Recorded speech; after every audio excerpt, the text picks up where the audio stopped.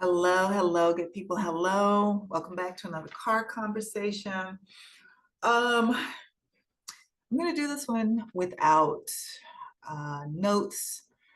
Uh, let's talk about the Diddy trial. Let's talk about what we've heard so far in the Diddy trial. So I want to approach this from the angle of a survivor. You all know that if you follow me long enough, you know that I'm a survivor of domestic violence. Um, I also do want to touch on some of the other sexual stuff that was going on, that was talked about and discussed. And one key point that I had questions about day after day until Friday, that was answered for me. And then where I think this is going, because we have to stay focused on what he's actually been charged with. So you've heard a lot of information about the sexual nature of their relationship. You've heard a lot about the abusive nature of their relationship. We heard more on like Thursday and Friday about the drug use that was involved in their relationship. Um, so let me talk about the domestic violence part first. Um, I saw a lot of comments that were very disheartening, especially when they came from women. Not that men do not get victimized, I'm not saying that, but when I'm saying there are higher numbers of women that actually report it. Now, the numbers for men are, creeping up there as well, but men are less likely to report it. So we can only work with the statistics that we have, and it's mostly women. So I want to say a couple of things to some of the information that I saw people posting. Um, Number one, a lot of people don't understand the the this whole notion of, if a person is common sense. Let me start here. Common sense, most people think if someone is being abusive to you, a person who has never experienced that or never been in this cycle of abuse, they don't understand a lot of components of it. So first of all, there is the grooming phase. Grooming not only does not just apply to like pedophilia, it applies to any type of abuse. And what the abuser does is they take their time grooming their victims to become more and more comfortable with behavior that they want them to get used to, that they want them to comply with without questioning, without any pushback. They take a lot of time grooming, and that could be years. In my case, it was around 2 years. So there are subtle things, and then there are smaller things, and then those smaller things graduate into bigger things, and then you're all caught in the middle of it, and then the huge things are happening, right? And then by the time the huge things start happening, two things are going on. You have a person who is caught in this storm, but they are in love or have an emotional attachment to the storm creator, because that's been built over that period of time that they were grooming the person as well. So you actually do care for this person or love this person, especially, Cassie, the text, she talked about this a lot on the stand, but also you're so deeply entrenched in it, you can't really see your way out. Like they make it, they set up the situation to where you not only became more and more comfortable with the bad behavior, with the abusive behaviors, but also you have become more and more dependent on them. So you heard like Cassie was asked, like, what was, you know, how many albums did you release? How many songs did you actually write? um, what would you do on these trips? Like, basically they were trying to establish what was your role outside of these freak offs or these sexual marathons that they were having. What was your role? Now on Friday, she finally said it, but before Friday, I thought maybe she didn't even understand, still to this day, what her actual role was. Um, and what her relationship actually was, or how Diddy apparently viewed her relationship. Because again, I'm a person on the outside looking in. And it's easier to judge when you're on the outside looking in versus that person that's caught in the storm. Like you can't even really think clearly. And that is by design. They don't want you to be able to think clearly. They don't want you to be able to reach out to people. So you're isolated. Um, they want you to be fully dependent upon them, so the other means of making money for yourself are cut off. So you have to go through or to them for just life sustaining resources. So all of that we heard that in the prosecutor's case, they built all that. Right now, again, I want you to keep in mind this trial is supposed to go on for 8 weeks. We just completed week 1. So they're building their case. So I saw a lot of people also saying, well, I don't see how this is trafficking. I don't see how this can be considered um, not only human trafficking, but they RICO charges. Like I don't see, because they're building the case. But some things I want to point out. So that's the domestic violence piece, right? You have that.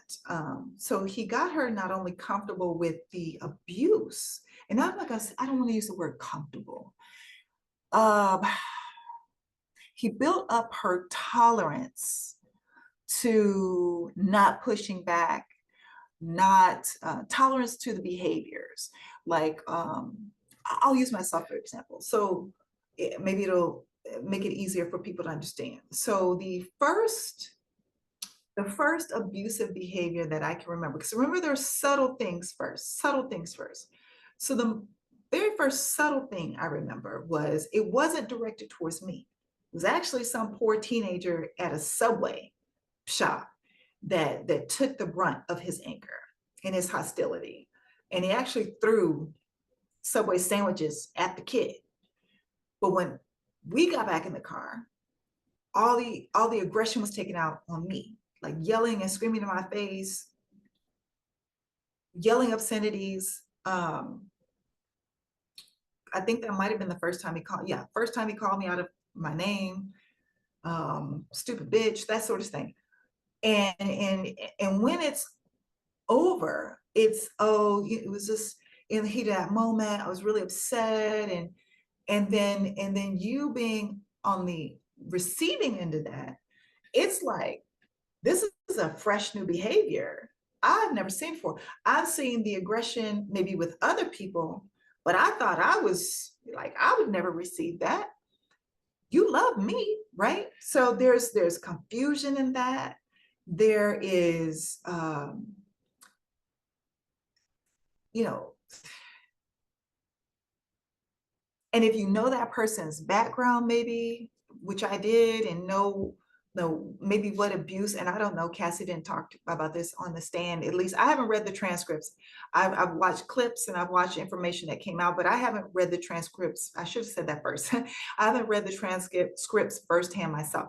But I don't believe that she talked about maybe even knowing his history, maybe if he shared his history background with her, like growing up experiences, etc. But I did know some. My ex was a habitual liar too, so how much of that was true or not, I don't know.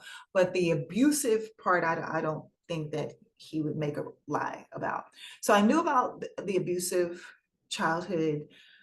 So there's empathy that's built in that, how you feel bad for the person. And then you have this incident where it just comes out of the blue, directed towards you. But over time, it builds and builds and builds, and it's like clearly, overtly towards you. But by the time they get there, you're so deeply entrenched in this relationship. Everything about you is deeply and so deeply entrenched in this relationship, it's really hard to get out or see your way out. So we saw that piece. That's what the prosecution built.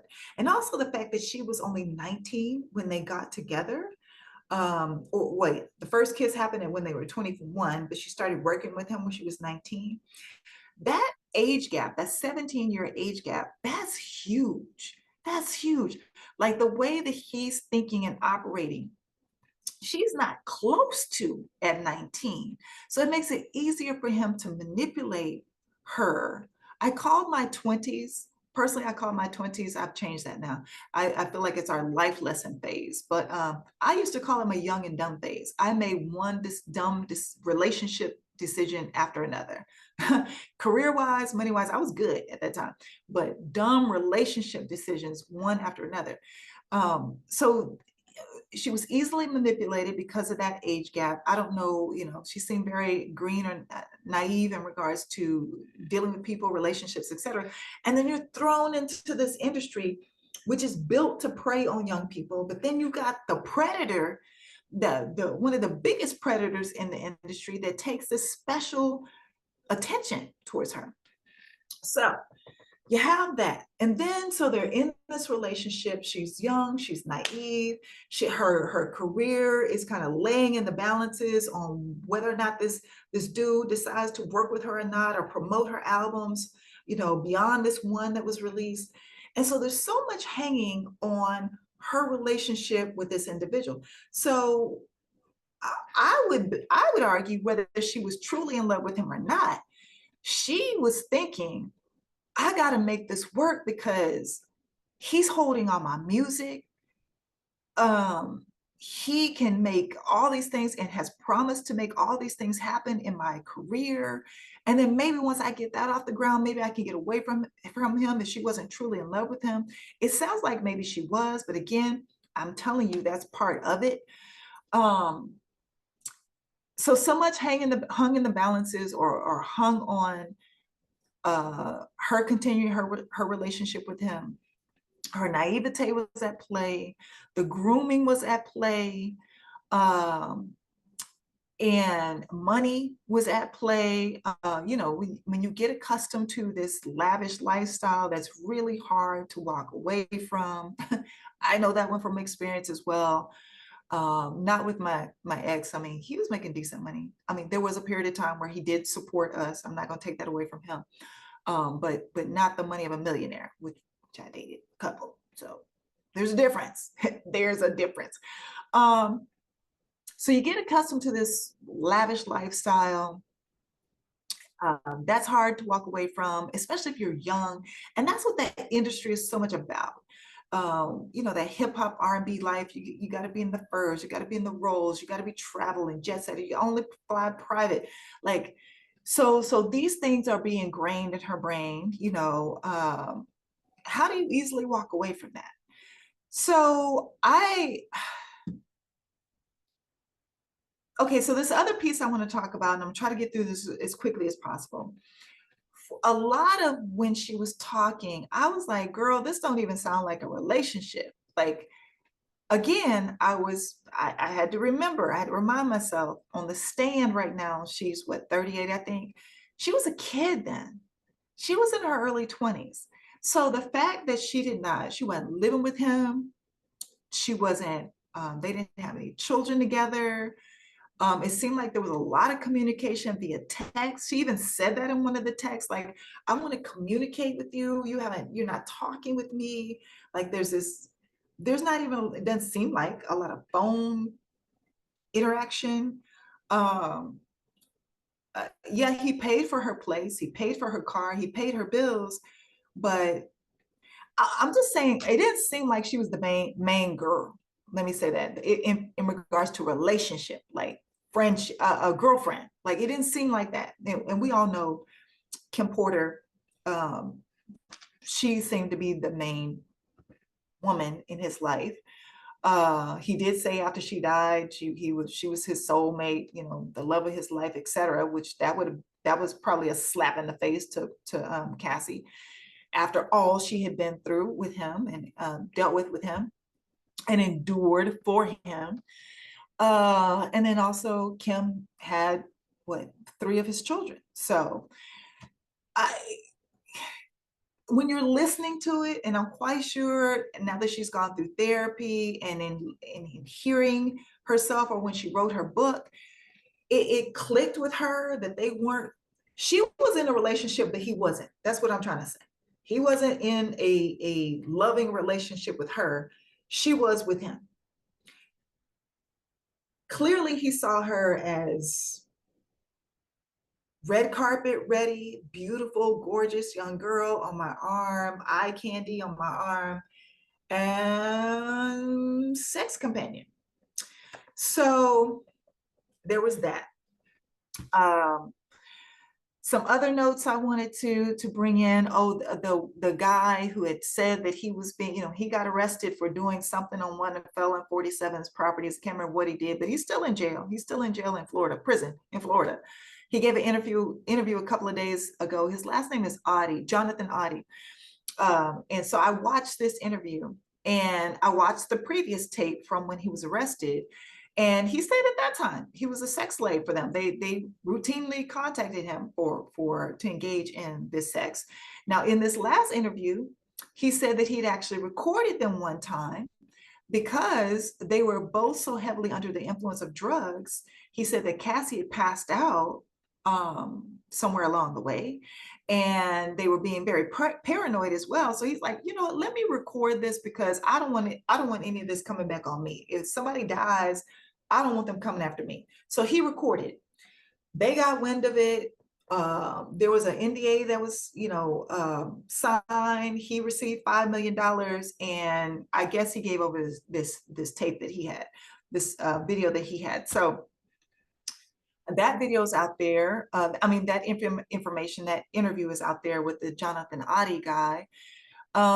She was going through, apparently on the stand, going through books of photographs of people that they would select from for different trips and things like that. So here's where the RICO comes in, and that traveling across state lines with the intention of prostitution, and then this whole organized crime thing, right? Because he had people that worked under him. She seemed to be, and I'm using this example they used on the Breakfast Club because I thought it was perfect. If you know New Jack City, then you know who Nino Brown is, and G Money. So seemed like she was Diddy was Nino Brown, she was G Money, and then there was people under them.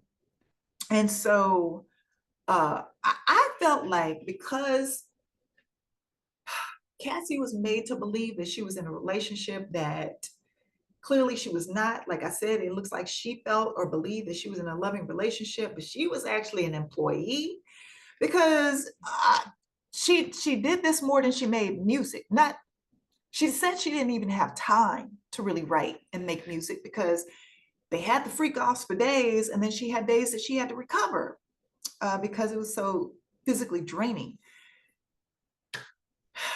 Just wow. Just wow. Like, wow. Now, here are the questions that I have. Dawn from Danny D. Kane, she took the stand on Friday, late Friday, for only like 20 minutes. She did talk about one of the incidences of physical abuse that she witnessed. She did not call the police, like a whole bunch of other people that were involved did not call the police, did not try to help Cassie. She's showing up now. She's showing up now to testify, and we'll see what else she has to say on Monday. But here is my question, which I believe they might be leading to. So you have Cassie, you have the other young lady, I can't remember her name. She looks to be Black and Asian mix, cannot remember her name. She said that now she's given interviews as well. She said that she's had 2 abortions. She aborted 2 of the children that she got pregnant by Diddy. But she said that she was emotionally, verbally, and physically abused as well. She was supposed to be a witness, and she has come up missing. Okay, so hopefully they will find her and we can hear from her as well. There was an incident that was brought up with him getting jealous about seeing Cassie dancing with Chris Brown. Now Chris Brown is locked up in England. What's going on with that? Um, there was something else I was going to bring up. Oh, so a lot of the times, in a lot of these freak off sessions, she was engaging in sex with the sex worker and or workers, and Diddy was watching. A lot of them reported that he was watching, he was recording, he was masturbating. Like, he was not necessarily participating, and then afterwards they might have intercourse. And I'm not going to talk about the other thing about the nipple thing, but y'all know where y'all know it. Y'all know. Um, dude, just go ahead and be gay. Just go ahead and be gay. Y'all, you know what? Side note, Black and brown communities, y'all just need to let people be who they want to be.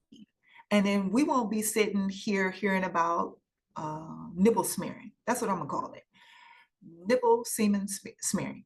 We won't be sitting hearing about that if y'all just let people be who they want to be. Okay? Back to the story. So he's been watching and recording. And then there was another mention of a different guy who contacted Cassie, friend of Cassie actually, and said he was watching one of the videos of her pleasuring herself. And this was played in court. She flew off the handle. How did you get this? You got it. I need it. You got to give it to me. I will kill you. She said, I will unalive you. Sorry, YouTube. She just became very aggressive. And so the defense wanted the jury to hear this other side of her, because there she is sitting, 8 months pregnant and being kind of soft-spoken, they have said. So they wanted the jury to hear this other side of her. But it raised questions for me, not about, because people blow off the handle, get upset about stuff. Hell, she might have been under the influence of drugs at that time too. We don't know, because they was taking crazy drugs. But when I heard that this person that she knows had access to this video, how did this person get this video? Because you had an agreement, or at least Diddy had agreed with you, that he wasn't going to release this video information. So then it took me back to when she said that he would often be, off to the side, and also the workers.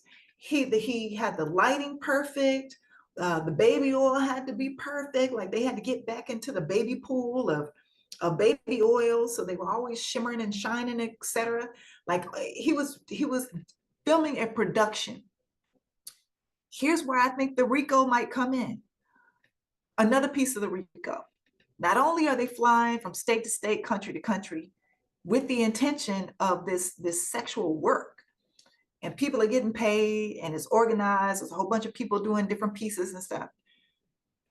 But what if we haven't heard that there was a live streaming of this, or these videos have been sold to other people, or there was some coordinated thing where there were other freak offs happening and people were watching other freak offs while they were freaking off? Like, what if again, this is 8 weeks. It's an 8-week trial. And I expect, I know they jumped off with Cassie because she's big time pregnant, but what if she's just the tip of the iceberg?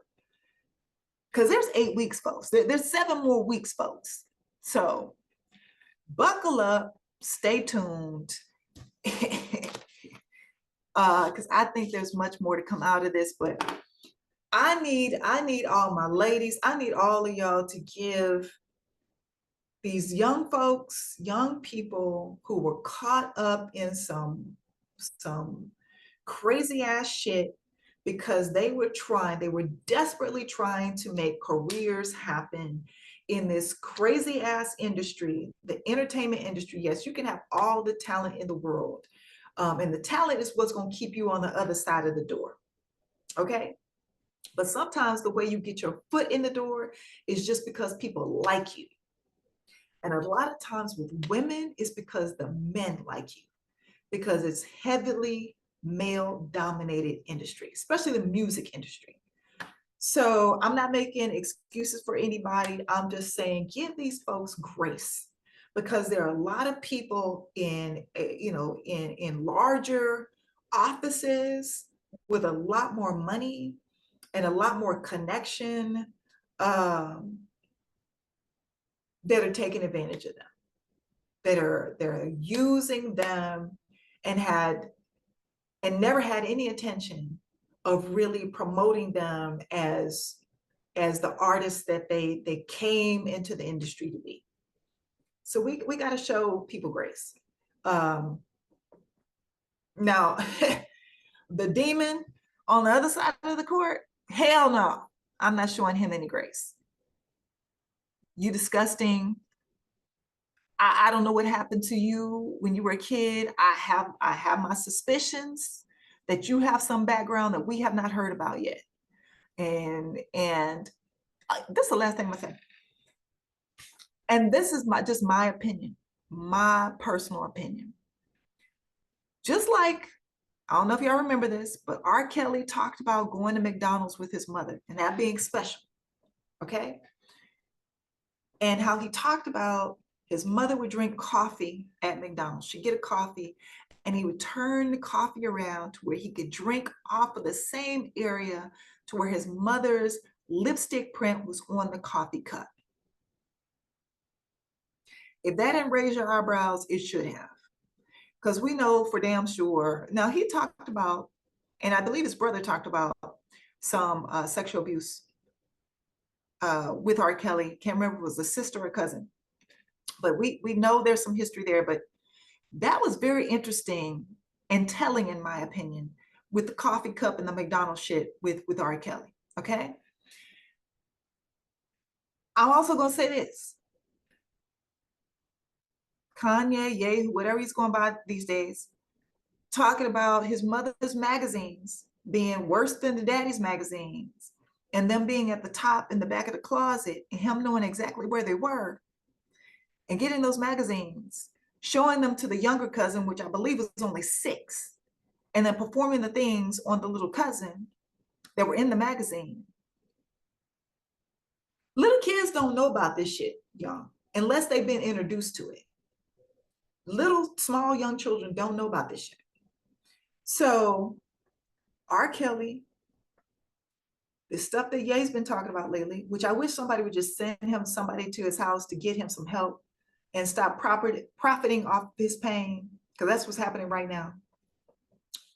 But in regards to Diddy, you have his mother sitting in that courtroom every day. First of all, if I knew, here's how you can clearly tell that Diddy's a narcissist. What was more important to him was that he had a showing of support and solidarity in his family. He wanted all his kids in that court, even though he knew what was going to be talked about in that hearing. I wouldn't want my child anywhere near that. I would not want her near that. But the narcissist in him, it was more important that he received the attention and the focus and being surrounded by people that he knew and that he felt loved him. That was more important to him, the narcissist, than his daughters and his sons hearing about the shit that he's been up to. So keep that in mind. But the mother, being in court. Now, if you watch there's several Diddy things on right now. You can catch it on Netflix, Hulu. But the last one I watched talked about how, okay, so the daddy got killed. The daddy was unalived. Sorry, YouTube. Unalived when he was very young. So it was the mother and Diddy, right? And then you had this friend and his mom that moved into the house. And the friend talked about these parties that his mother would host at the house when they were little kids, drinking, smoking, sex, all that stuff happening. And then she's sitting on the second row in the court. I'm just saying, I'm just saying, y'all can conclude from that whatever you want to conclude from that. I just know, go watch the Diddy stuff. And this close friend talks about these parties that his mom used to host at the house when they were kids.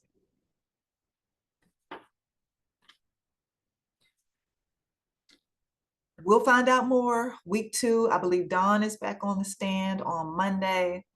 I'm hoping, I hope Aubrey will take the stand. I hope they find this other chick that he was dealing with that got pregnant twice.